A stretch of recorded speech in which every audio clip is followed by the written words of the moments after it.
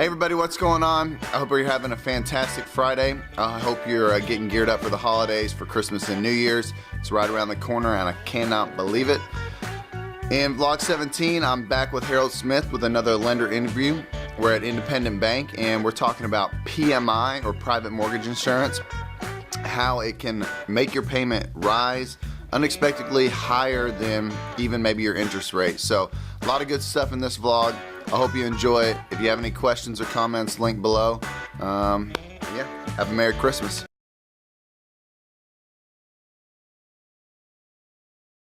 What is mortgage insurance and how does it affect the buyer? Excellent or the person question. owning the property? Yes, excellent question. We all want a low rate. Nobody's ever called me and said, Harold, I'd like to get you what you could do to raise my rate. I get that, but there is other factors that are honestly some of them more important than rate. Rate's going to be important. I'm not going to dismiss that. We do a lot of rate searches, different outlets that we go to find lowest rates. You got to have low rates to be competitive.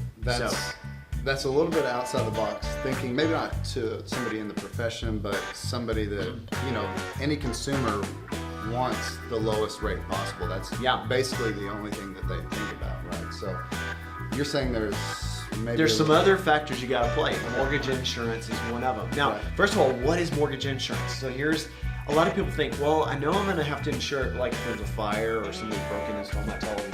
That's home insurance. Right. You'll also hear hazard insurance. Yes. Here's what mortgage insurance is. You might have heard it. PMI, that's mortgage insurance. This is only required if you do less than 20% down. Okay, so less than 20% down, which by the way, lots and lots and lots of people do less than 20% down. Mm-hmm. Don't feel like that's a big thing. Some people think, I want to save up more money. I mean, you may, but don't just dismiss that, So when they do less than 20% down, we got to deal with mortgage insurance in one form or fashion. There's different ways we go about it. Well, there's different loan programs. There's conventional, there's FHA, there's VA. For VA, you've got to be a veteran. Or active duty military. So we'll leave that to the side because that's not for everybody, but we'll focus in on conventional FHA. By the way, probably 5-6 years ago, did a lot of FHA loans. It was a great program. That was, when I first got in, that's what the majority of our loans, or the loans that I did were FHA. It was a great program. You can get in for a little less down. At that time, probably it was when you could do 3% down. It's 3.5%. Right, it's 3.5% down now. But the mortgage market has shifted, and here's the issue with FHA. It has the most expensive mortgage insurance premiums today, and I know you know this because you deal with this all the time. The mortgage insurance is the most expensive, and if you do a 30-year fixed, it will never fall off. The only way N-E-V-E-R, never fall off, and that blows people's mind. They're like, I know when I pay it down to a certain point, it falls off. That's true on conventional, but not FHA. It is different. So there's a time and place for it. Honestly, the only folks we have really doing FHA these days are usually due to credit issues. Their credit scores are a little bit lower. Because they can qualify. They can qualify. That's right. With the low credit score. That's right. And here's the crazy part. FHA, actually, the interest rates are a little bit lower. But the payment is higher because those mortgage insurance premiums are so great. In fact, I know I was showing you that chart that I looked at, and we did a quick analysis when John and I sat down right before shooting this video, and I was showing him one of a real typical loan amount, in the Metroplex. We'll get to that a little bit better, but is that it's not uncommon to see that FHA at $173 more per month than a conventional with 5% down. So really, it's not hard to tell people, once you go over that, they go, I don't want that FHA thing. I thought I did. And it may be because maybe their parents or a friend had maybe several years back, and it might have been the right program. I think maybe it's okay. Maybe just that was the best program for them because of their credit or something, and that's okay. Real quick, and this is kind of a basic question, but you alluded to it. When does MIP or PMI drop off? Drop off, okay. Automatically or with an appraisal or Great question. So if you do a conventional loan, and this is generally where you do 5% down. There are some options at 3% down, but probably 5% down is where you're going to want to be if you can. and we would walk through that. Depends on the down payment you do. So here's the deal. If you just pay your normal payment, your natural payment, when you get to having where you have 20% equity based on that original purchase price, it will fall off. Okay? There are some tricks, and this is what John's talking about, that you've lived there a little while, you've lived there say 2 or 3 years, you could get the house appraised, and potentially if the house value has gone up, it's appreciated, which is typical in this part of the country, and even if there's a few down years, it usually still comes back. Right.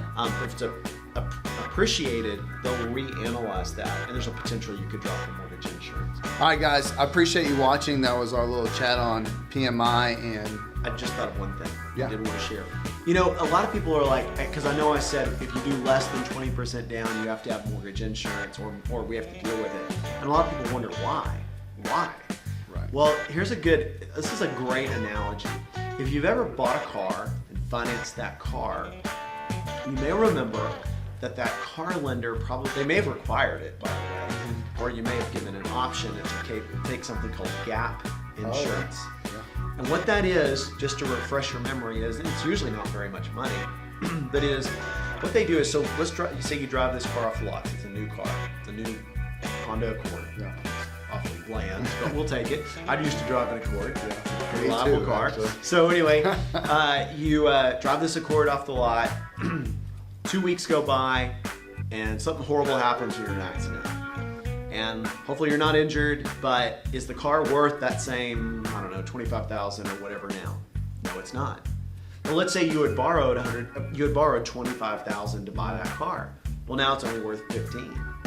You're upside down. Right. You owe more than what the car is worth. Right. That's what gap insurance does. Gap insurance fills the gap in the event that basically the car had to get sold for parts or whatever to not keep you from being upside down. Well, that's what mortgage insurance is. It protects the lender because you're doing less than 20% down, Right. which is a benefit to you. You get to buy a house with less than 20% down. But in the event, and this is worst case scenario, just like the crash is, in the worst case scenario, what if they had to foreclose on the house? I don't want that, you don't want that, nobody wants that. Right. By the way, if you're facing that, you should call John and sell it. Yes. Okay, Yes. but let's just go there. Is what if that happened? Well, then they realize the bank has to take the house over. They're going to have to probably do some deferred maintenance. They're going to have to pay some fees, some legal fees to get the house resold, and that mortgage insurance can help to fill the gap of their loss of getting it resold Right. and all that. So mortgage insurance is like gap insurance for cars. Okay. I meant to kind of share that. No, Help that's- people understand. Well, that's a great example, and it's a great simile about how they compare to maybe a situation that you come across more often, right? You buy a car more often Yeah. than you do a house, so that really puts it in perspective there. So we appreciate you watching. Thanks again, and we look forward to the next one. Thanks.